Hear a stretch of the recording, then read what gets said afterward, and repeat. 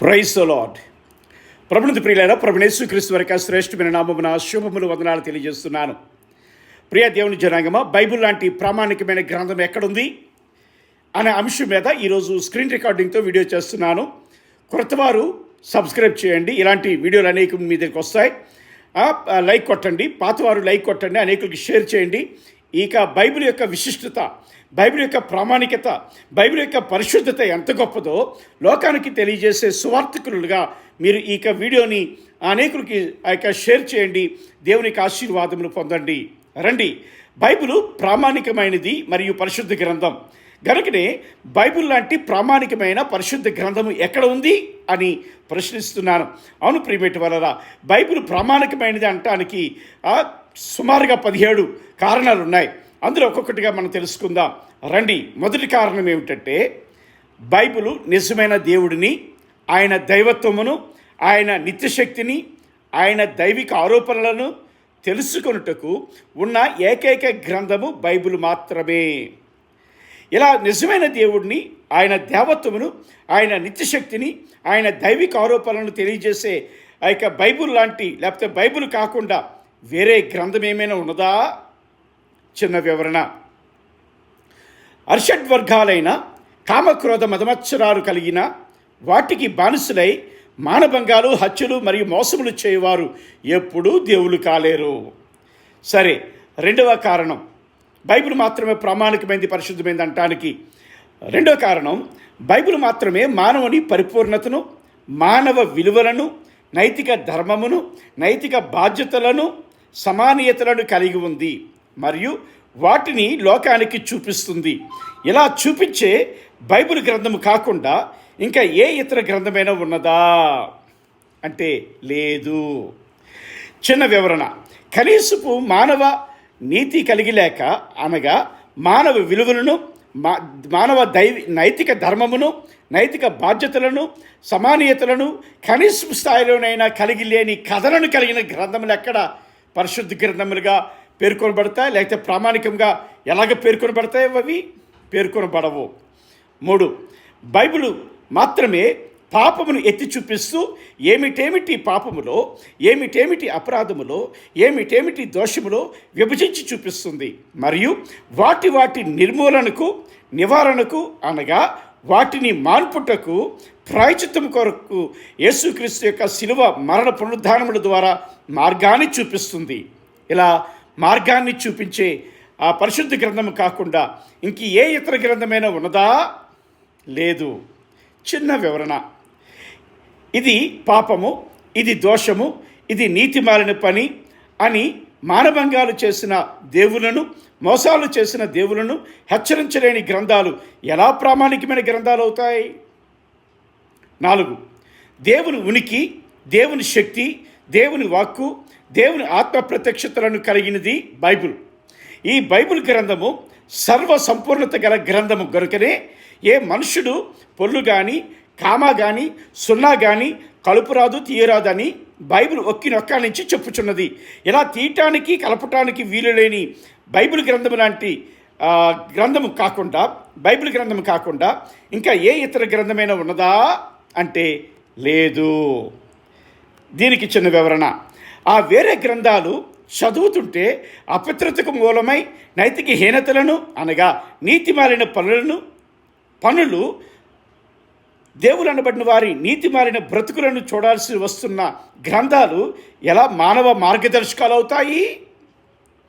5, Bible దేవుని నిత్యత్వపు ఉనికిని, దేవుని నిత్య శక్తిని, దేవత్వమును 100% చూపిస్తుంది మరియు ఆయన దేవత్వపు పరిపూర్ణతను చూపిస్తుంది, సూచిస్తుంది. ఇటు మానవత్వపు పరిపూర్ణతను చూపిస్తుంది బైబిల్ మాత్రమే. మానవత్వపు పరిపూర్ణతను, దేవత్వపు పరిపూర్ణతను చూపించే బైబిల్ కాకుండా ఇంకా ఏ ఇతర గ్రంథమైనా ఉన్నదా అంటే లేదు. తర్వాత 6వది, బైబిల్ జరిగిన ప్రపంచ చరిత్రను చూపిస్తుంది. చరిత్రలో పాపపు సంఘటనలను, పాపపు చేష్టలను కొన్ని పోలికలతో వివరిస్తుంది, ఎత్తి చూపిస్తుంది. కానీ పాపాత్ములను, వారి పాపపు పనులను సమర్థించక వారిని కూడా ఖండిస్తూ వారు చేసిన పాపములకు శిక్షలను ప్రకటిస్తుంది బైబిల్ మాత్రమే. అందుకే ప్రపంచ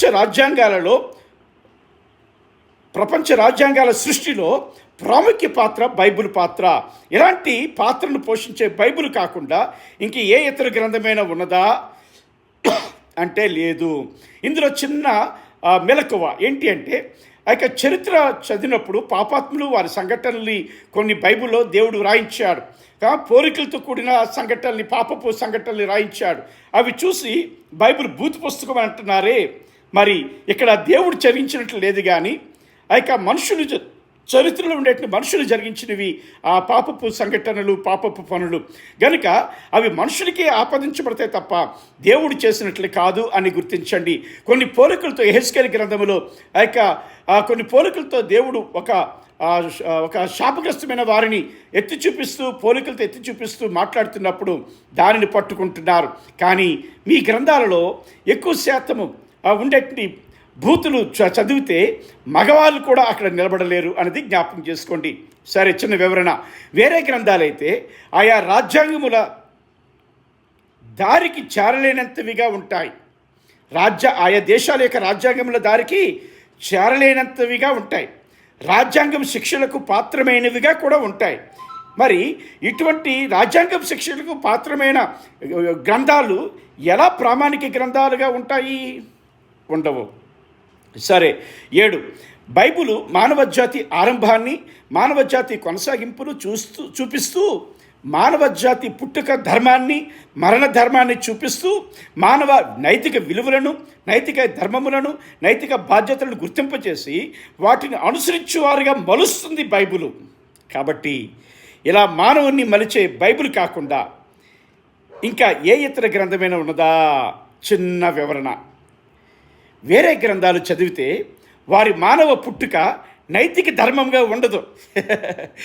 మరికొంతమంది యొక్క పుట్టుక అయితే సంసారహీనముగాను, అనగా సొంత తండ్రి అన్నవాడికి కాకుండా అడ్డదారిలో పుట్టినవారు, మరియు ప్రకృతిలో మానవ పుట్టుక ధర్మమే లేకుండా పుట్టినవారు, అనగా శాస్త్రీయ ధర్మమే లేకుండా పుట్టినవారుగా కనబడతారు. ఇలాంటి గ్రంథాలు మానవ జాతికి ఏ రకమైన నీతిని బోధిస్తున్నాయి? ఏ రకమైన ప్రామాణికతను కలిగి ఉంటాయి? 8 బైబిలు సృష్టి యొక్క ఆవిర్భావాన్ని, ప్రారంభ మూలాలను, శాస్త్రీయ మూలాలను మరియు వాటి మూలాలను అనగా పంచభూతముల మూలకాలను, అంతేకాకుండా వాటి సంపూర్ణమైన ధర్మాలను, విధులను, పద్ధతులను బైబిల్ మాత్రమే చూపిస్తుంది, కలిగి ఉంది. కాబట్టి ఇలా చూపించి కలిగి ఉండే బైబిల్ కాకుండా ఇంకా ఏ ఇతర గ్రంథమైనా ఉన్నదా అంటే ఏ ఇతర గ్రంథము కూడా లేదు. తర్వాత 9వ కారణం, బైబిల్ ప్రామాణికమైనది, పరిశుద్ధమైనది అంటానికి 9వ కారణం, బైబిలు దేవుని వ్యక్తిత్వంలో కానీ, దేవుడు అనబడిన వాని నడవడికలో కానీ, ఆయన బోధనలో కానీ, ఆయన స్వభావంలో కానీ పాపమన్నదే లేని దేవుని లోకానికి బైబిల్ చూపిస్తుంది. దైవిక ఆరోపణలలో ఎటువంటి లోపము లేని సంపూర్ణ దైవత్వము కలిగిన దేవుణ్ణి లోకానికి ఎత్తి చూపిస్తుంది బైబిల్ మాత్రమే. ఇలాంటి పాపమన్నదే లేని దేవుని, దైవిక ఆరోపణలలో ఎటువంటి లోపము లేని సంపూర్ణ దైవికత్వము కలిగిన దేవుణ్ణి లోకానికి చూపించే బైబిల్ కాకుండా ఇంక ఏ ఇతర గ్రంథమైనా ఉన్నదా అంటే లేదు. 10వ కారణం, బైబిల్ ప్రామాణికమైనది, పరిశుద్ధమైనది అంటానికి బైబిలు దైవిక లేఖనాలను, దైవిక ప్రత్యక్షతలను, నెరవేరబోయే దైవిక ప్రవచనాలను బైబిల్ మాత్రమే కలిగి ఉంది మరియు పాపులకు శిక్షలను చూపిస్తుంది. ఇలాంటి బైబిల్ కాకుండా ఇంక ఏ ఇతర గ్రంథమైనా ఉన్నదా అంటే లేదు. సరే, 11 మానవులను, వారి నైతికతను, దైవిక విలువలను గుర్తింపజేసి వాటినే అనుసరించి నడిచేవారిగా విశ్వాసులను మలుస్తుంది బైబిల్ మాత్రమే. ఇలాంటి నైతికతను, దైవిక విలువలను గుర్తింపజేసి వాటినే అనుసరించి నడిచేవారిగా మానవులను మలిచి నడిపించే పరిశుద్ధ గ్రంథం అనబడిన బైబిల్ కాకుండా ఇంక ఏ ఇతర గ్రంథమైనా ఉన్నదా? చిన్న వివరణ. నైతిక హీనతను కలిగి ఉండేవారి జీవితాలను చూపిస్తూ ఇవి లోక కళ్యాణం కొరకే అనిపిస్తాయి ఆ వేరే గ్రంథాలు గనుక అవి ఎలా ప్రామాణికమవుతాయి? 12వ కారణం, బైబిల్ మాత్రమే మనిషి యొక్క నిత్యత్వపు ఉనికిని, అది నిత్య నరకమైన, నిత్య జీవం అనబడిన మోక్షమైన వాటిని సూచిస్తుంది.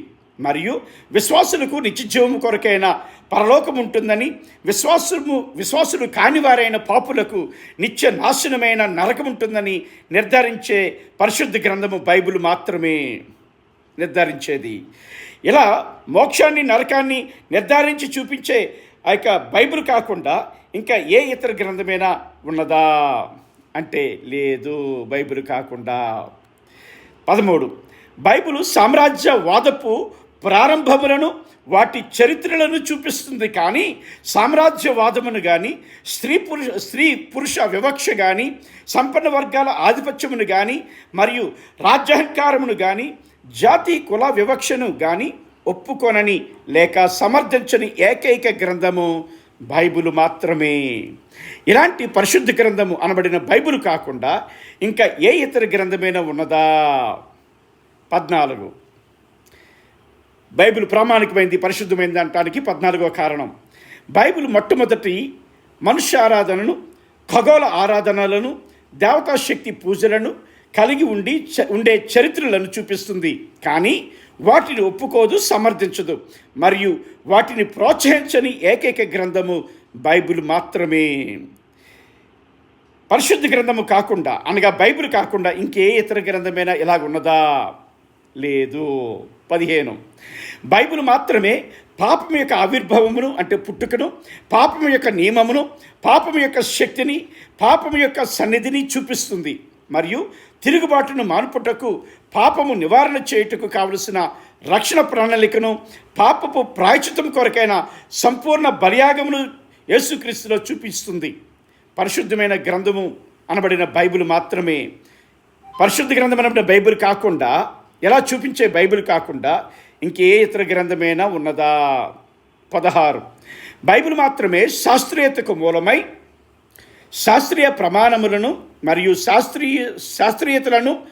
శాస్త్రీయతల ప్రామాణికమైన నిర్మాణాలను కలిగి ఉంది.